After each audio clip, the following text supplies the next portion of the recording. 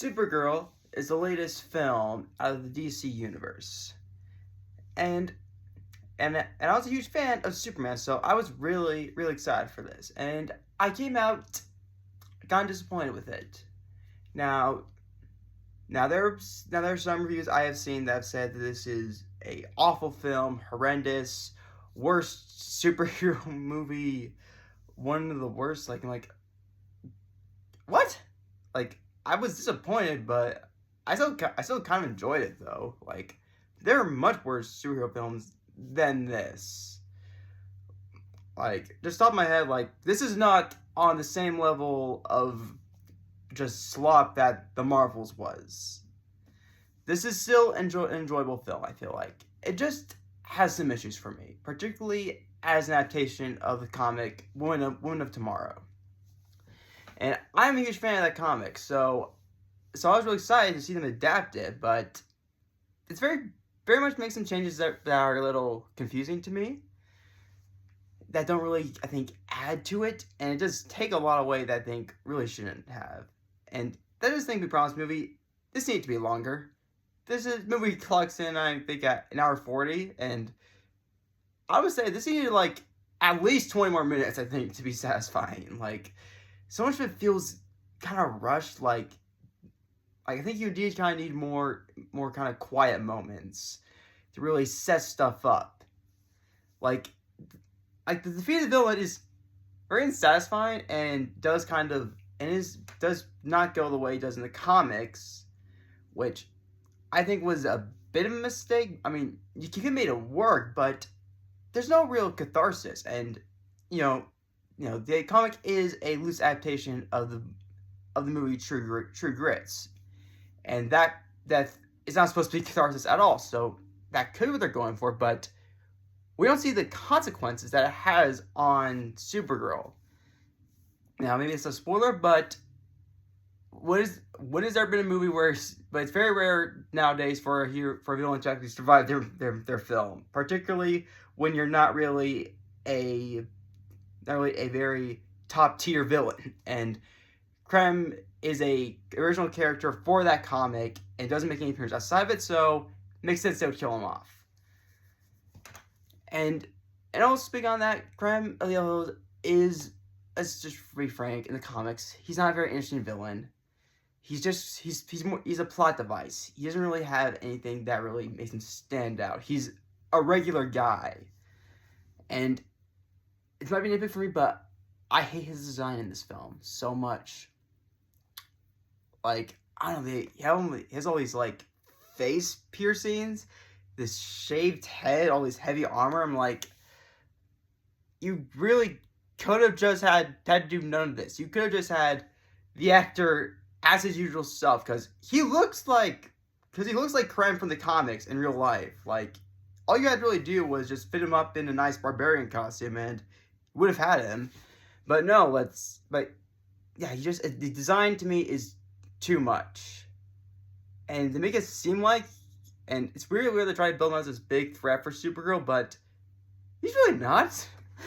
Like, the only time he ever goes toe-to-toe Supergirl is when he infuses her with kryptonite, which, again, that goes into some of the film's plot holes and kind of stuff where I'm like, wait, what? Like, there are plot holes in this film that I think are a little distracting when you start thinking about it. Like, okay, so is Supergirl known in this universe, or is she a nobody? Because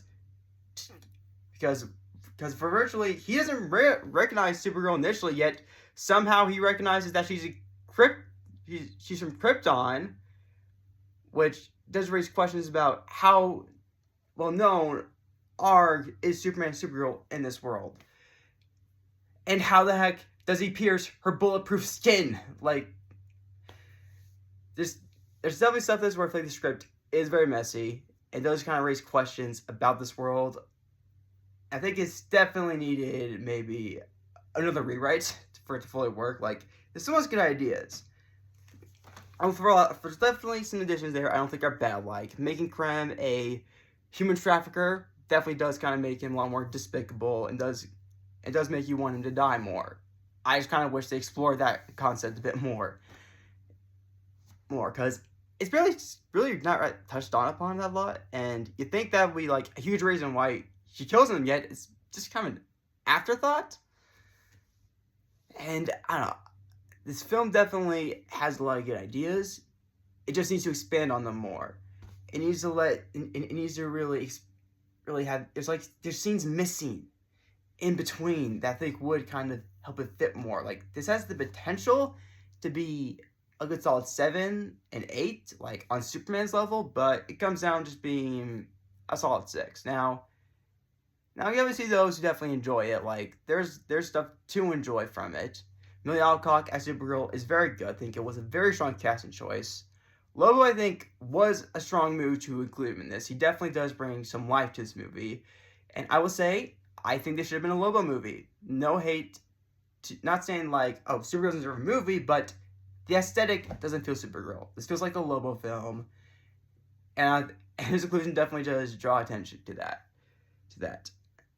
And this might just be a personal thing, but action to this film is very much first time action director vibes.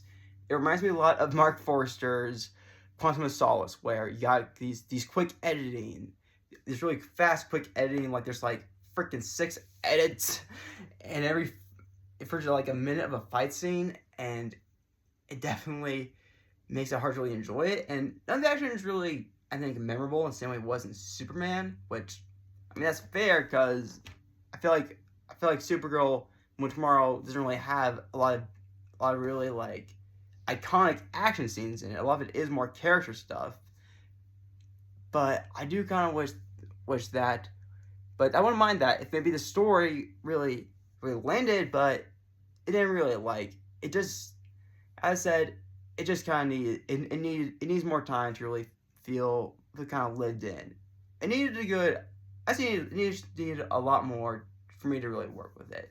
Definitely not a bad one. I definitely do want to see more Supergirl. I don't like. It's not like with Captain Marvel. I was like, I have to see more of this character. I do want to see her more. I'm excited to see her show up in Man of Tomorrow.